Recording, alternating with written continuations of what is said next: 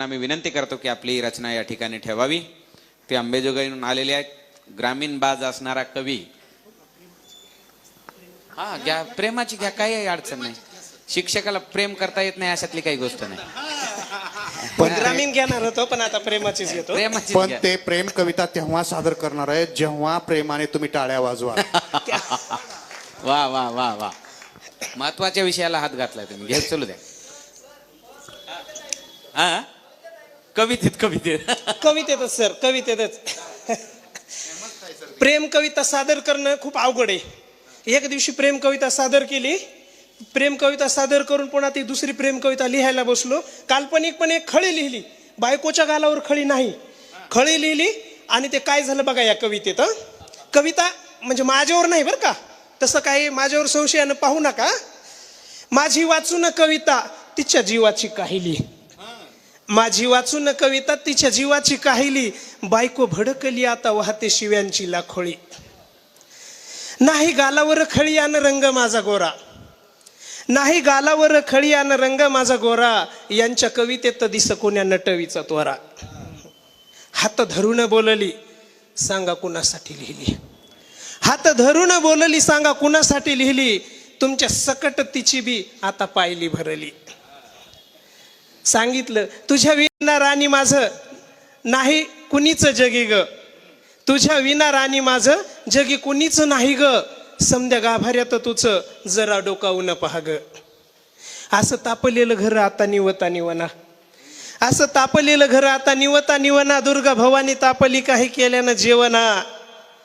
इकडं असं झालं आणि तिकडं कोणीतरी कविता वाचली. काय झालं बघा, तिकडं याच कवितेला प्रियसीनं बिगाटलं, तिकडं याच कवितेला प्रियसीनं बिगाटलं. इथं निवलेलं रान तिथं जोरानं पेटलं. ती काय म्हणते बघा, तुझ्या बायकोचे गाल गोल सपाट सरळ, तुझ्या बायकोचे गाल गोल सपाट सरळ. माझ्या नाजूक वर्णाला त्वचा नाजूक तरळ. खळी दोन्हीकडं नाही, खळी दोन्हीकडं नाही सांगा आणली कुठून, खळी दोन्हीकडं नाही सांगा आणली कुठून. नाही शुभ्र गाल इथं आला कुणाला भेटून. वाह वाह वाह, बहुत बढिया. एकदा जोरदार टाळ्या झाल्या पाहिजेत. वा वा. घरी उन्हून भाकर तरी मला उपवास. काय झालं बघा आता, घरी उन्हून भाकर तरी मला उपवास. आता जीवाला लागला कवितेचा वनवास. बायको हासरी पाहून होती कविता सुचली. कविता कधी लिहिली सर? बायको हासरी पाहून होती कविता सुचली. एका कल्पक खळीला तिच्या गालात टोचली, गालात टोचली. आणि शेवट खळी तिला बी टोचली, खळी तिला बी टोचली, तिला आणखी बोचली. खळी तिला बी टोचली, तिला आणखी बोचली. माझ्या कल्पक मनाला दोन्ही बाजून ठेचली, माझ्या कल्पक मनाला दोन्ही बाजून ठेचली. धन्यवाद. वा वा वा वा. मोठे सरांसाठी जोरदार टाळ्या झाल्या पाहिजेत.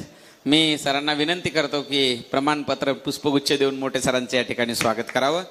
सुंदर टाळ्या झाल्या पाहिजेत. खळी गालावर असते आणि ती टोचते हे कवीला कळलं आता बघा. आणि ती यांना टोचली नाही, तिकडं कुणाला टोचली. क्या बात आहे. वा वा. दे केसांचे सोडून वेडे घालू नको ग पीळ, दे केसांचे सोडून वेडे घालू नको ग पीळ.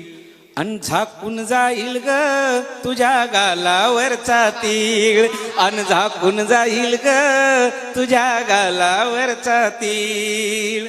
अशा प्रकारे एक तीळ किती जणांनी खाल्ला होता म्हणे. हा हा हा हा, क्या बात आहे. बरोबर आहे, खुलासा केलेला चांगली गोष्ट आहे. तो वेगळा तीळ होता आणि वेगळ्या तिळाची कविता ऐकून सगळ्या रसिक श्रोत्यांचं तिळपापड केलंय तुम्ही आता. क्या बात आहे. जोरदार टाळ्या झाल्या पाहिजे सरांसाठी. हा